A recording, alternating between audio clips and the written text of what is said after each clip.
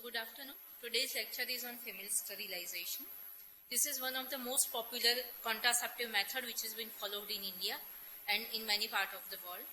If we see the history of the female sterilization, no need to go in detail. It was first proposed in 1823. The most common method which has been followed all over the world is Pomeroy's technique, which was first described in 1929, and the female sterilization became a popular procedure by 1960s. The laparoscopic technique were introduced in 1970 and slowly popularized over these years. So first of all, we see the anatomy of the fallopian tube. So it's a paired structure which is approximately 10 to 12 centimeter in length with a variable diameter in the different parts. It is located in the upper free margin of the medial 3/4 of the broad ligament. It has 4 parts which is named as interstitial, isthmus, ampulla and infundibulum as shown in the picture.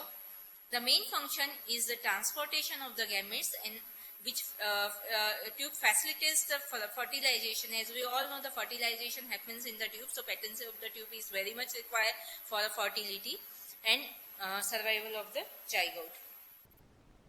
So first we see the various methods of the sterilization. So tubal ligation, it is done by the conventional laparotomy, which is done by either Pomeroy's technique, which is most popular, the Irwin's technique, Uchida's method, Mandler's method, Kroner's technique and Parkland's technique, by mini laparotomy, by vaginal route, and nowadays the most popular method is a laparoscopic sterilization. So here the occlusion and the partial resection, which is done by either a unipolar electrosurgery or occlusion and transaction by a unipolar electrosurgery, or occlusion by a bipolar electrocoagulation, or occlusion by the mechanical means, which is done by Halka's clip, Filch's clip, and what we follow here is a Silastic or Phillips rings, which you must have seen in our PPOT. We use the silicone rings. The another method is a hysteroscopic sterilization, which is a daycare procedure. Either the coagulation is done by the electrocoagulation, cryosurgery, laser, sclerosing agents, and various mechanical obstructions used to occlude the lumen like Ishor or Adiana. Now we see various timings of the sterilization. So one is a puerperial sterilization, which is done after 24 hours or up to within 7 days of the delivery in a postpartum period. The interval sterilization in a non-pregnant lady, then in the delivered patient of a more than 6 weeks postpartum, then within 7 days of the onset of the menses. Why within 7 days? Because there is a least chance of being pregnant. We are doing in a proliferative phase sterilization, not in the secretory phase. Then a post-abortive sterilization, cesarean sterilization, and the laparoscopic tubal ligation, which is not done in the postpartum. Why? Because the tubes are vascular and edematous, and it may get torn easily. And secondly, in a postpartum phase, the uterus is an abdominal organ. Immediately postpartum, the size is up to 20 to 22 weeks, which reaches up to the umbilicus. So while trocar entry, there is also chances to damage the uterus. So it is not done in a postpartum period, laparoscopic tubal sterilization. So if we summarize the various method with the timings, then the mini laparotomy, it is done in a postpartum, post-abortal and the interval period, and the technique which is used here are the mechanical devices like clips and rings. Then we do the tubal ligation or the excision of the tubes. Then laparoscopic method, which is done only in the interval period, and here we use the electrocoagulation either by the unipolar or the bipolar cautery, or we use the mechanical devices like clips and Silastic rings, which we are using here. And the laparotomy. So laparotomy done in conjunction with the other surgeries like cesarean section, like salpingectomy, like ovarian cystectomy, which you have seen sometimes during cesarean sections like we are doing. Then mechanical, here we uses either mechanical devices like clips and rings, and most commonly we do like along with the cesarean section, supposedly we are doing a tubal ligation or the excision of the tube. Supposedly we are doing it with the ovarian cystectomy, then suppose it is a laparoscopic procedure, then we use the clips and rings. So it depends on which procedure we are doing. Then hysteroscopic sterilization, it is used only for the interval sterilization, and it has been popularized since 2002. So first we see the case selection. Okay, so the client should be married or either ever married. The female should be less than 49 years of the age but above 22 years of the age. Couple should have at least one live child of more than 1 year, unless the sterilization is medically indicated. The client or her partner must not undergone sterilization in the past. Client must be in a sound mental state of the mind, so as to understand the full implications of the sterilization. If supposedly a client is a mentally ill, then it is to be certified by the psychiatric, and the statement should be given by the legal guardian or the spouse regarding the soundness of the client's mental state. And the final selection of the case should be done according to the medical eligibility criteria.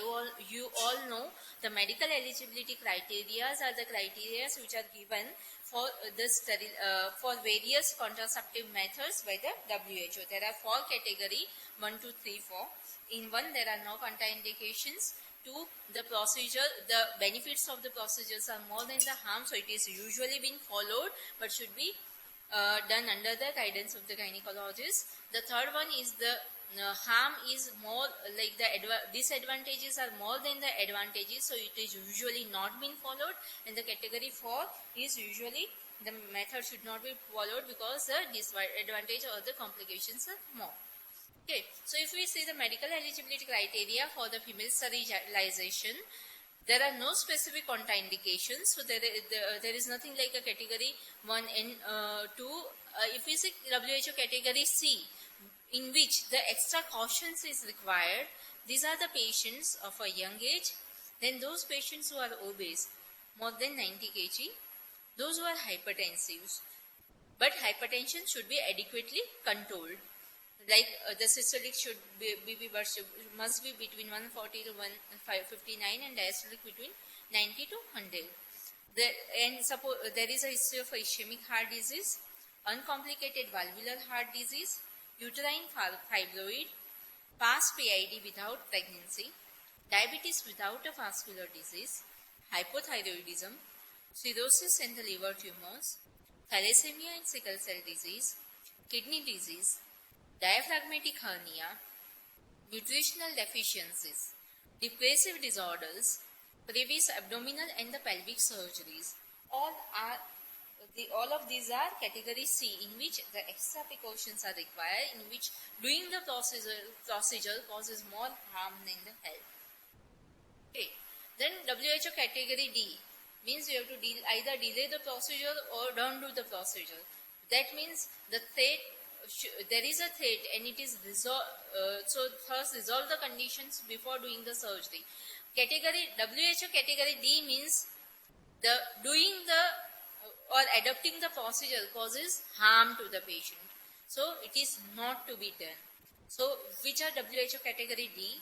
One is a pregnancy, then a postpartum period in between 7 to 42 days. As we see, either a postpartum sterilization, it is to be done within after 24 hours to 7 days or after 6 weeks postpartum. So in between, like 7 to 42 days period, it is in a category D. Then those patients who are having severe preeclampsia and eclampsia. Then PROM, you all know it is a premature rupture of the membrane. That is a rupture of the membrane before the onset of the labor. So PROM of more than 24 hours.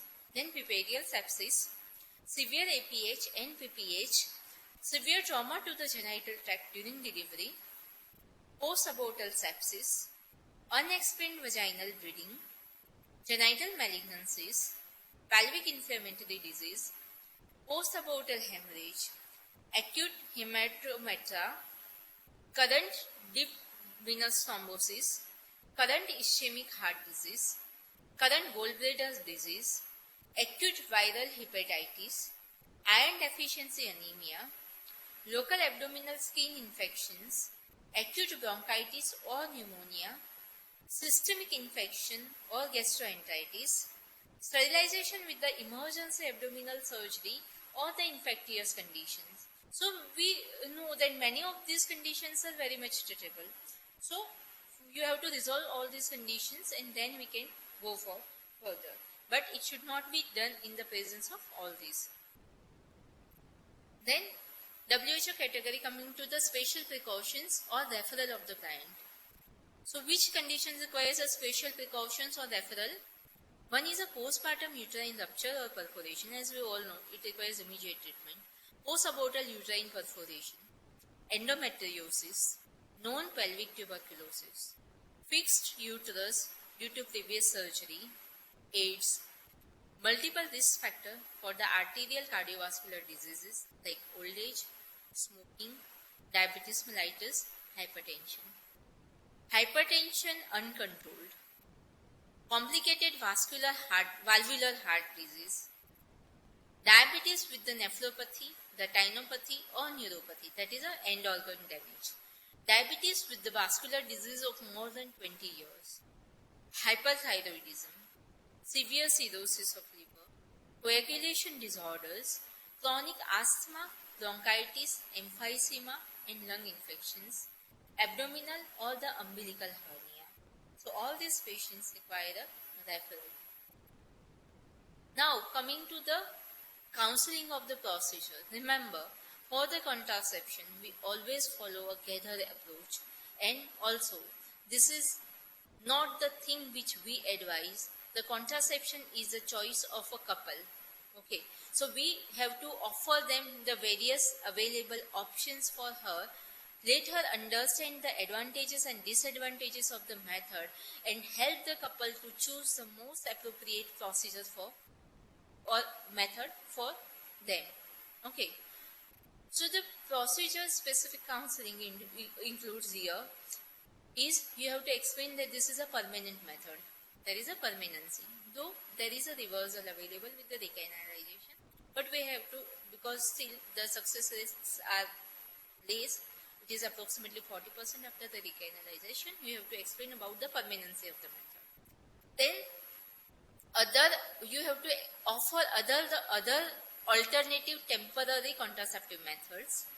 The possible failure rate of the method is to be explained to the patients. The likely complications to be explained. Then you have to explain that this procedure will not protect them against the STD or HIV. About the reversal of the procedure, that is about the decanalization, is success rate. The misconception to be removed, like we have seen many of the patients after tubal decanalization, tubal sterilization, they came with the menstrual disturbances. They think that because of the tubal ligation, these disturbances are happening. So you have to counsel that it does not causes any kind of the menstrual disturbances.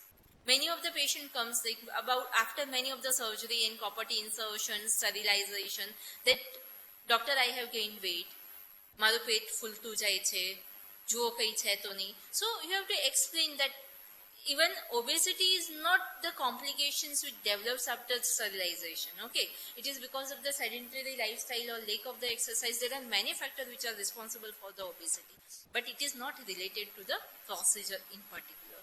So there are very misconceptions which are prevalent in the community about the various contraceptive methods, and you have to tackle them and explain them. And then ask the patient if she has any query.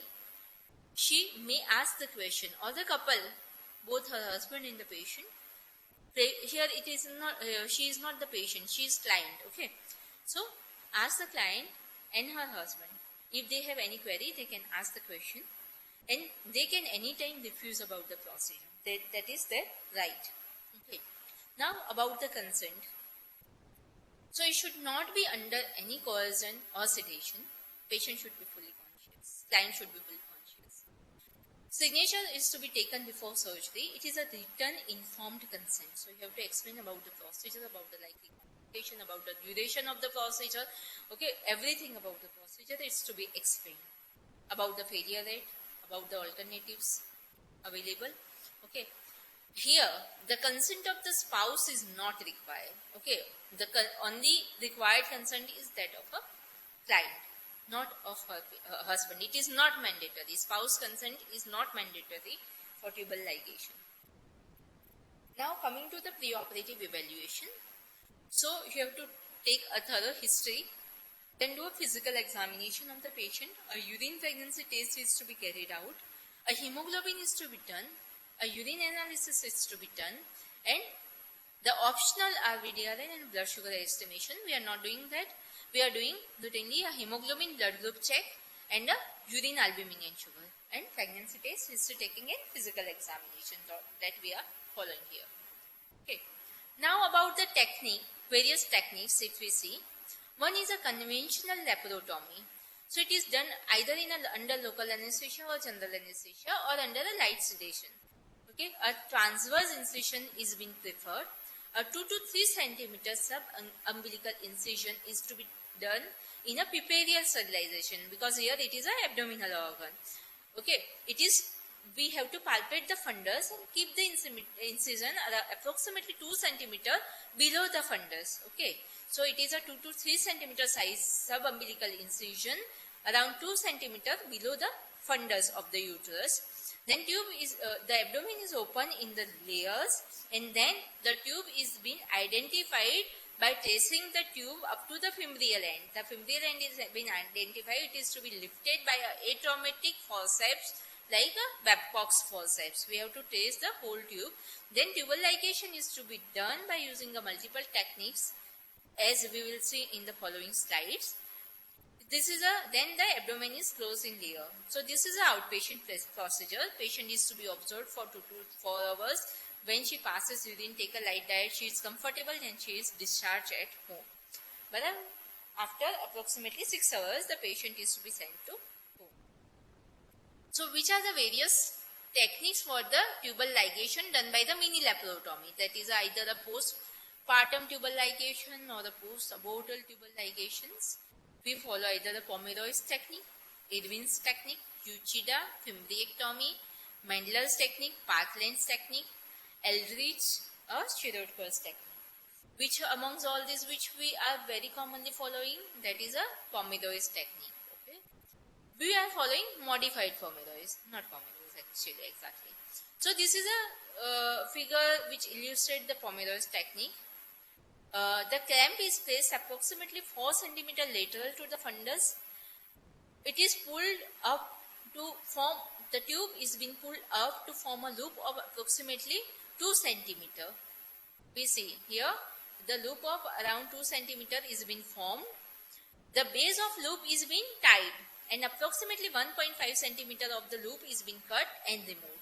Then hemostasis is checked and same procedure is being repeated on the opposite side. You can see this in the given photographs.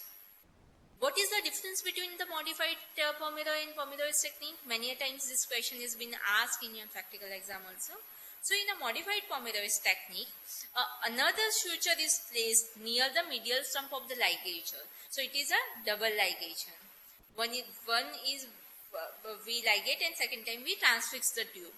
So another suture is placed near the medial to the stump of the ligature to cause a necrosis of the intervening tube. So this reduces the chances of the failure to a great extent. So we are following the modified Pomeroy's technique here. This is a photograph of a Babcock's forceps, how it looks. You all know it is used to hold the tubular structures like ureter, like appendix, like tube. Okay, it is atraumatic. This is a figure which illustrates Irwin's technique. Here, a double ligation of the tube around 2.5 cm away from the cornu, and then it is being cut and 2 ends are buried. One is buried near the, after forming a avascular tunnel, anterior or the posterior, in the anterior or posterior uterine wall. It is buried. It is being buried brought out about 1.5 centimeter away to the uterine wall. Then the medial stump is buried in the uterine wall and the distal stump is buried in the mesosalpinx. So both the ends are buried. This is having a very low failure rate. But the disadvantage is it requires a larger incision, there is a more hemorrhage and it requires more time. Even the reversal is also not possible. Buchida's technique. Here the saline with the epinephrine is injected into the subserosal area of the tube. Then a muscular tube is being dissected free of the mesosalpinx. About 5 cm of the tube is being removed. And then the medial stump is buried in the mesosalpinx and it is being closed. Here you see the buried end of the medial end. This is a 5 cm of the tube which is being shaved off from the muscular end and this has been buried. The lateral stump is been then ligated and kept outside the mesosalpinx by the Purkinje suture. Here also the failure rate is very low. Fimbriectomy not commonly followed, but here we cut and ligate the fimbria. It is not being followed commonly. Parkland procedure. You must have seen this procedure being done in many of the cesarean section sterilization done along with the cesarean section. Around 2.5 cm of the tube is being dissected free of the mesosalpinx. Then it is ligated proximally and distally. And the intervening portion is being excised. After seeing the hemostasis, the two portions are to be pushed inside. Okay. This is a Madelung's procedure which is not being followed also very commonly. Aldridge. And in Shirodkar we cut the end and turn in the opposite direction so that the spontaneous recanalization does not occur. Now we see the complications of tubal ligations. So one is the anesthetic hazards.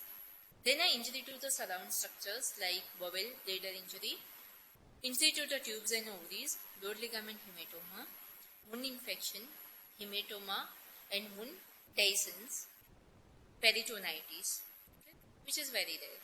The complications are more common in the post-abortal and postpartum sterilization rather than interval sterilization. Okay. Now coming to mini laparotomy. So it is an outpatient procedure. It is used in interval sterilization, postpartum and post-abortal sterilization. Instrument requires are as of the conventional laparotomy instrument and a uterine manipulator if it is done in the interval sterilization. Pre-medications here we use, because it is approximately 30 minutes procedure, a lignocoin with a epinephrine, pethidine injection 100 mg IM and promethazine hydrochloride 50 mg IM is been given. Along with this, we also give a atropine to avoid a vasovagal shock. Contraindications for this procedure is obesity, a retroverted immobile uterus or any history of a past surgery or infection. Around a 2 to 3 cm transverse suprapubic incision is to be kept 2.5 cm above the pubic symphysis. The abdomen is open in layer.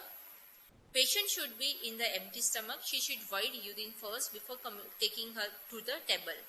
A tendilimbar position, that is a headlock position, is given to place the intestine away from the operating side. Pending and tapping is being done with the uterine manipulator. The uterus is pushed up against the lower abdominal wall. A 3 cm transverse incision, 2.5 cm above the pubic symphysis is given.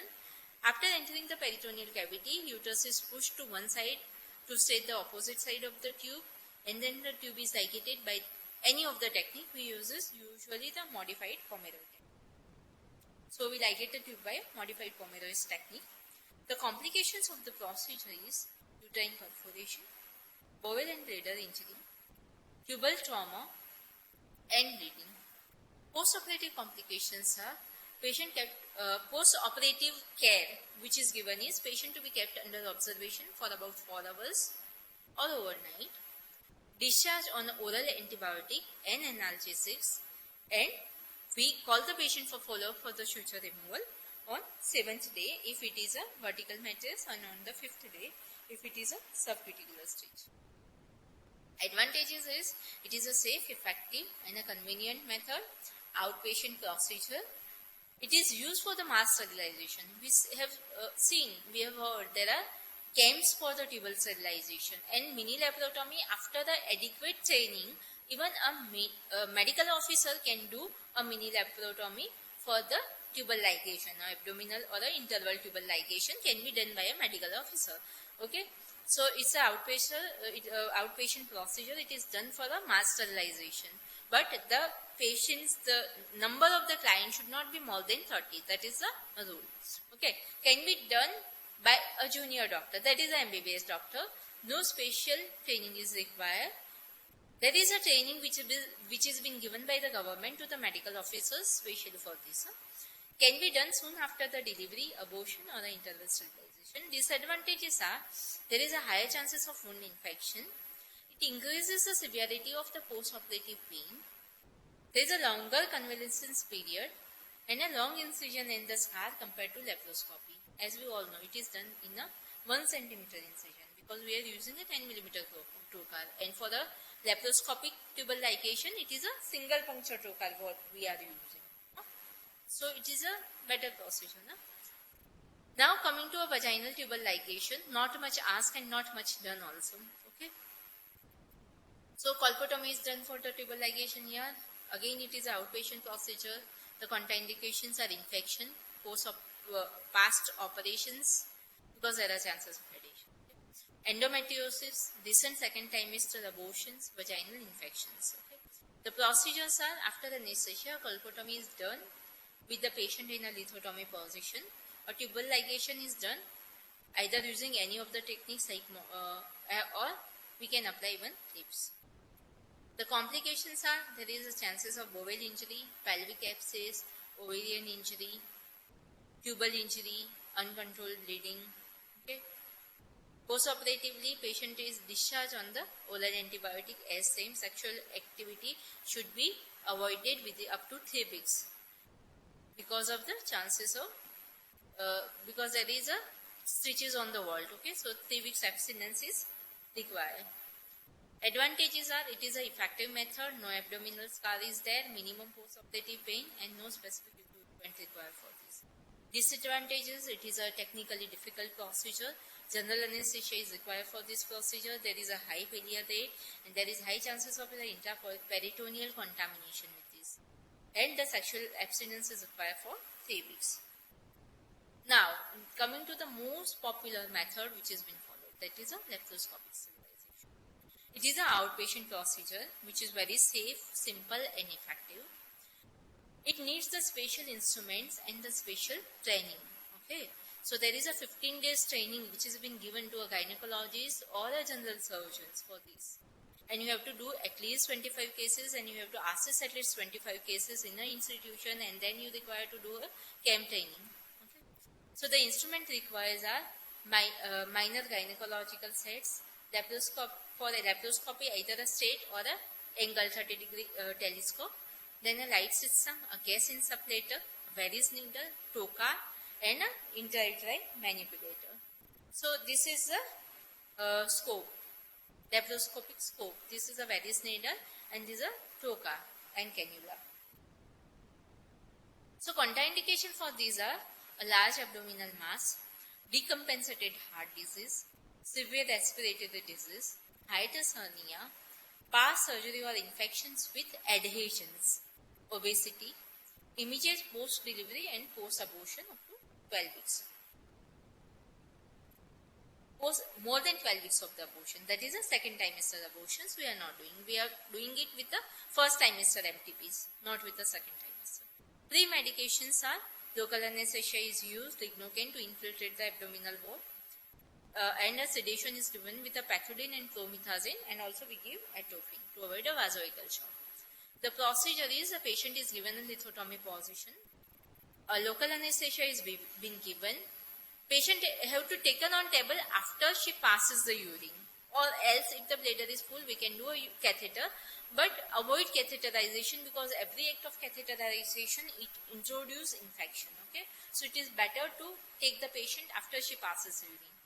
Then a uterine manipulator is to be kept inside.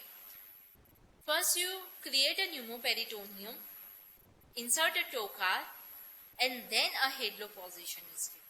Okay, not before that. Entering the abdominal cavity is to be done either by the Veress needle, a direct trocar entry, or by the open laparoscopy. It is saying it depends on the person's choice, but it is always better to create a pneumoperitoneum with Veress needle and then insert a trocar. But it again depends on the operator's experience. Many of the operators are trained to put the direct trocar entry. So you can follow either, but it is always better to put a Veress, create a pneumoperitoneum and then insert a trocar, or either you can use an open laparoscopic method. Okay, and don't give a head low position before insertion of the trocar. Always insert a trocar, put your scope and then give a head low position, because what happens if when you give a head low position and if the patient's pelvis is overhanging to the edge of the table, it causes rotation of the pelvis and it causes the great vessel of the abdomen to come closer to the abdominal wall. The distance decreases. So there is a chances of injury. So now coming to the various methods which are used here are the, one is a occlusion method, so which is most common. Either you can use clips like Filsh's clips or Halka's clip. Here a accessory trocar is being needed to insert these clips, or what we are using here is to insert a Fallope rings. So we are doing this with a single puncture trocar, single puncture scope. Okay. So the ring are being attached to the scope. The destructive methods which are used either a unipolar electrocoagulation or a bipolar electrocoagulation. So this is like what we are commonly using is a Fallope ring or a Celastic ring. So the Fallope ring is a Celastic rubber ring with a 100% elastic memory.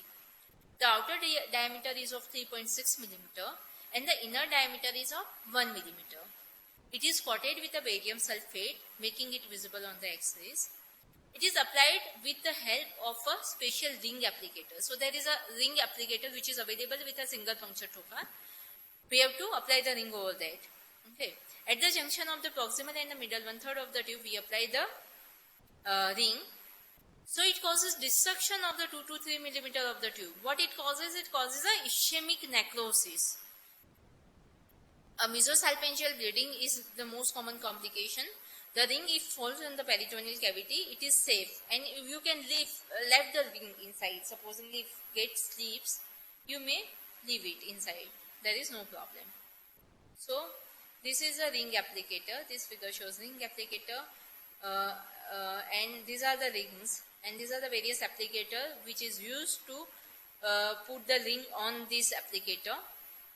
Okay. And this is how the procedure is been done, the loop is been created.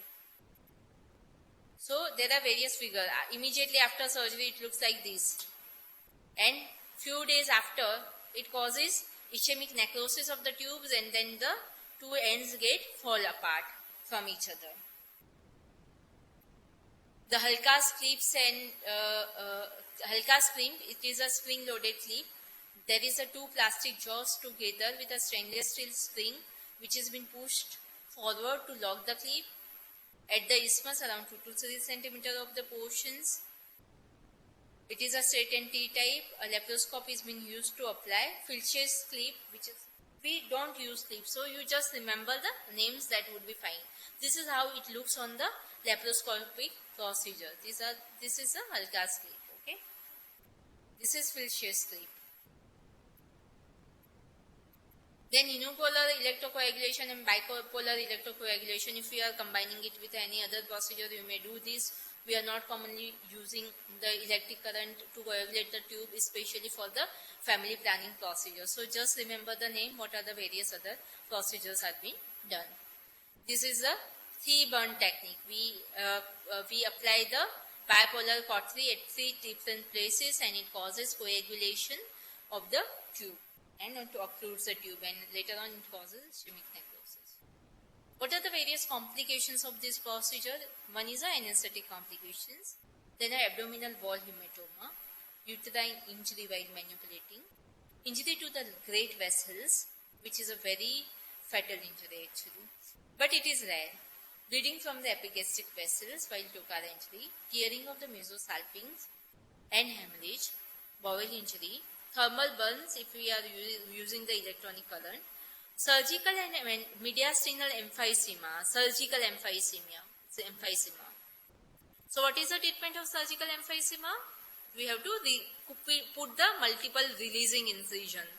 If it is spread up to the mediastinum, what does it causes? It causes compression of the larynx and causes difficulty in breathing. It is a common, it is not that common, but it may happen sometimes.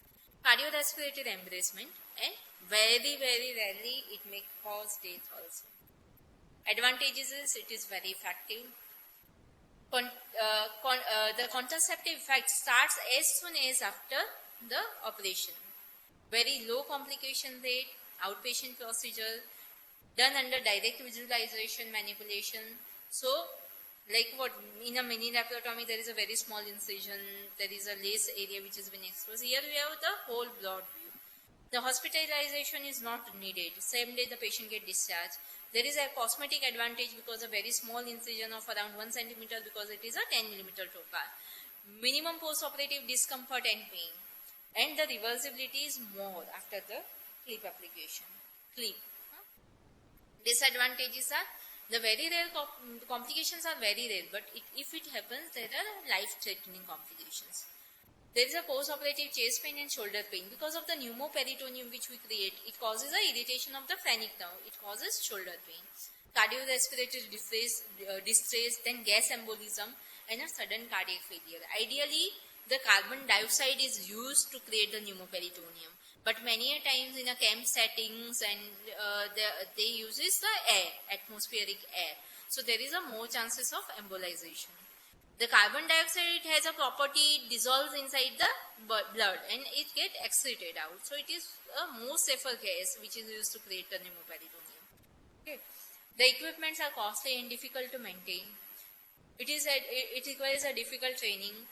The gynecologist is necessary for the procedure and it is not useful in the immediate postpartum obese and in the patients with the pelvic adhesions. Long-term risk are long-term failure rate, then ectopic pregnancy rate due to the partial recanalization, tuboperitoneal fistula, then post-tubal ligation syndrome, and patient may develop regret and depressions after this. Now coming to the hysteroscopic sterilization, either we use Assure. Assure is a micro insert which is been inserted into each tube. It is a quick outpatient procedure. It causes fibrosis of the tissue and fibrous tissue reaction which causes tubal blockage. 3 months alternative contraceptive methods are required for this. It is an irreversible method. Okay. Contraindicated in the patient who are hypersensitive to the nickel and the contrast media. A Buscopan and NSAID is required to be given to avoid tubal spasm, and a HSC it should be done to confirm after 3 months. This is how the Assure look like. Okay. Then another implant which is used is a Ediana. It is also a 2-step procedure to guide wire. Okay. You just remember the name, that would be fine. Then the sclerosing agents are also being used, can be introduced. Now you just need to remember the name. Okay, that would be fine. Hysteroscopic sterilization. Then coming to the failure rate. The typical failure rate is around 0.3%. If it's a procedure-wise failure rate, then by Irwin it is 0.1, Parkland 0.25, laparoscopic rings 0.2 to 0.3%, Pomeroy's technique 0.3, Medler's 2, fimbrectomy 2 to 3%. So that's why fimbrectomy is not being done. How failure happens? It is either due to spontaneous decanalization of the tube, incomplete division of the tube, incomplete occlusion of the tube, ligation of the round ligament instead of the tube.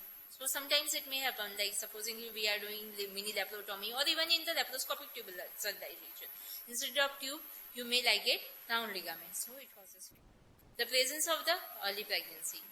Supposing the patient is to be taken in the secretory phase. Many times it happens in the camp. Okay. So the ongoing pregnancy is being missed. Okay. Now coming to the medical legal aspects in the tubal ligation. So it is a 94% of the voluntary sterilization in the India is a tubal ligation. If we see the statistics. is an elective procedure, not a treatment. So, the people can't accept any side effect, okay. So, the litigation can be avoided by the WHO criteria. So, it is must, okay. WHO category must be followed here. The criteria for the providers, healthcare providers, the physical requirements in the patient selections, informed consent and counseling, and operative techniques. All the standardized norms are to be followed here, okay, which are decided by WHO. Okay, there is even a government guideline about the camps, about the postpartum operation theatre, all the necessary equipment, about all the guidelines, about the patients, about the selection criteria should be followed. There is a certificate of sterilization. It should be issued 1 month after the surgery or after the next menstrual period by the medical officer or the facility. If the client does not have her period even after 1 month of the surgery, rule out the pregnancy before issuing the certificate. And for the payment of the compensation for the undergoing sterilization operation, discharge slip and the card will be considered as a valid proof for undergoing sterilization. Okay, so you should have to prepare a proper discharge card. There is a revised scheme for as a part of the state program implementation plan, that is PIPS, which is come in implementation from 1st April 2013. Okay, if we see under various sections in section 1A, if there is a date following sterilization, inclusive of the date during the process of the sterilization operation in hospital or within 7 days from the date of the discharge, the patient is to be given compensation of, like the client's relative are to be given compensation of 2 lakhs. And supposingly there is a date following sterilization within 8 to 30 days from the date of the discharge to the hospital, the compensation is of 50,000. If there is a failure of sterilization, the compensation is 30,000. If the cost of the treatment in hospital and up to 60 days arising because of the complication following sterilization operation, which includes the complication during the process of the operation, so up to the date of discharge, so here the actual cost should not exceed more than 25,000. Then indemnity per doctor and health facility, not more than 4 years, up to 2 lakhs per claim. Okay, so this is the limit of the compensation which is being given. Then there is eligible beneficiaries for the doctor's health service provider. So this is what we are giving for the tubectomy to the acceptor 1600, existing we are giving 1600, proposed is 1400. To the doctor, to the Asha worker, she is given 200 rupees. For drug 100 rupees. To the surgeon 150, 50 rupees to the anesthetist. So the total, if supposingly the procedure is being done under local anesthesia, then the surgeon is to be given 200 rupees. Okay, patient 1400, Asha worker or a motivator 200 rupees. Okay, then to the nurse or to the assistant 30 rupees. OT technician or a helper is given 30 rupees. Then clerk is given 20 rupees, which what she is doing is documentation of this thing. So she is given 20 rupees. Then 10 rupees of refreshment is to be given, and there is a 10 rupees of miscellaneous charge, so total package is of 2,000 rupees. Okay. And for vasectomy, the beneficiary or patient is given 2,000. The surgeon is total given 300 rupees. Okay. So this is various, this is a list of the charges or the advantages which are to be given to the beneficiary. Okay, you may read all these if you are interested. Okay, then the reversal of the procedure. So we can do, supposingly some patient had done a tubal recanalization and she has a remarriage, or supposingly she lost her child in future. So what she has any option here. There is a microsurgical anastomosis of tube which is known as tubal recanalization, which we can do for the reversal. But the success of the procedure, it depends on the type of the procedure which has been done previously. Okay. Like if it was done by the mini laparotomy, the success rate is different. It is done by the applying elastic ring, it is different. Okay, so it depends on the type of the procedure done. Then length of the tube remaining. Okay. And associated conditions like endometriosis, post-operative adhesions, and any other factor affecting the fertility. So this is all regarding the female sterilization. Okay. Thank you.